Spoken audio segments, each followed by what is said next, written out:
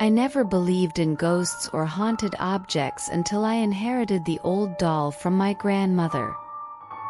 It was a porcelain doll with delicate features and lifelike eyes that seemed to follow me wherever I went. At first I thought it was just my imagination, but strange things started happening as soon as the doll came into my possession. Every night I would hear soft footsteps echoing through the house, and sometimes I would catch glimpses of a shadowy figure moving in the corner of my eye. Objects would go missing only to reappear in strange places, and I began to feel like I was being watched even when I was alone. I tried to ignore it, but the feeling of unease only grew stronger with each passing day. Then one night I woke up to the sound of whispering coming from the doll's room. When I went to investigate, I found the doll sitting on the floor, its eyes glowing in the darkness. Terrified, I tried to leave the room, but the door slammed shut behind me, trapping me inside. The whispers grew louder, and I felt a cold chill run down my spine as I realized that I was not alone.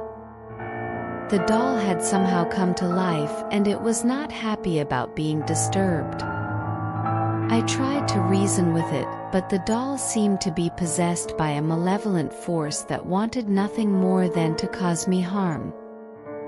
It moved with unnatural grace, its porcelain limbs contorting in ways that should have been impossible. I knew I had to get rid of it, but every time I tried to throw it away, it would reappear in my room the next day as if mocking my attempts to be rid of it. In the end, I had no choice but to seek help from someone who knew more about the supernatural than I did.